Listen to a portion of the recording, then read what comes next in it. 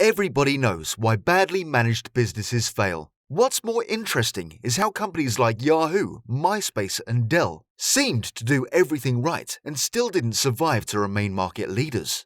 Have you ever felt? Are you listening? Damn.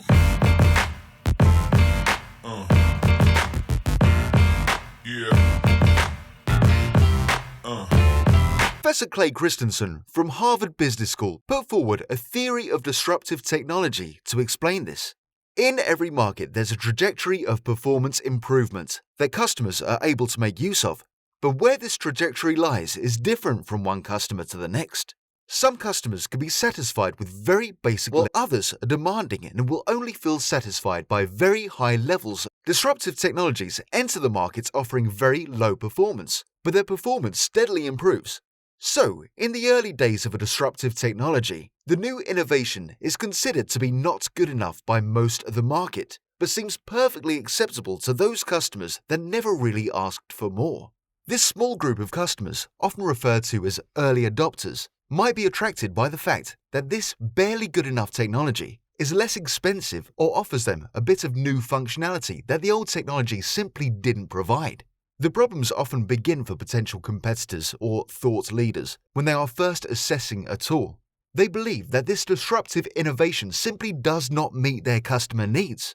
They apply their usual business logic and very rationally conclude that they should stick with the technology they already have. Here's the thing. The new technology that started out as low quality still gets adopted by a minority who become the app's preachers. It steadily improves until it is good enough to meet the performance expectations of even the most demanding customers.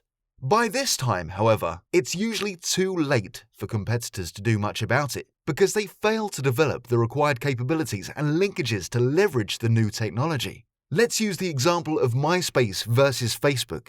Many people might remember that MySpace was targeted at the same audience, had robust capability, and was on the market long before Facebook. It generated enormous interest, created huge valuation, and was undoubtedly one of the early successes of social media. MySpace was purchased by News Corporation Professional Management to determine the business's future. So what went wrong? The answer lies in the brilliance of Mark Zuckerberg and his willingness to allow Facebook to go wherever the market wanted it to.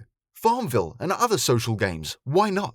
Different ways to find potential friends, go for it. Facebook kept listening. If you had an idea for networking or something, Facebook pushed its tech folks to make it happen. Contrarily, at News Corp, the leaders of MySpace had a plan. Leaders created PowerPoint decks describing where the business would head, where they would invest, how they would earn a positive ROI, with projections of what would work. They developed and implemented the plan. They didn't leave direction up to market feedback and crafty techies. This gave Facebook the opportunity to get better and attract customers.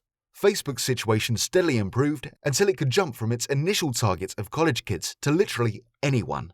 Now, think about technologies that are unfolding their disruptive potential right now. Like virtual reality, VR as it's often referred to, is still in its infancy. Strap on a rectangular black headset and you can traverse a sunken ship at the bottom of an ocean or climb to the top of a snow-capped mountain.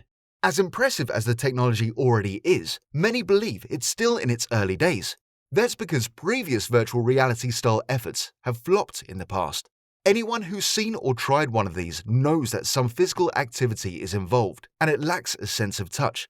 Although it may look like you're swinging a golf club, the device in your hand still feels like a video game controller. Nevertheless, in the future, VR has new potential in content marketing, and immersive technology offers amazing possibilities. Creativity is the only limit. Imagine the possibility of sitting in a virtual home cinema, watching your favorite blockbuster with your friends and family from around the world sitting next to you. Imagine what this can do when apps are built for hotels, airplanes, restaurants, car rentals, and more. This could potentially allow customers a virtual preview of the experience before purchase. What makes apps and technology disruptive is the fact that it isn't sustaining. This basically means that it isn't based on the same markets and value networks as what's already available.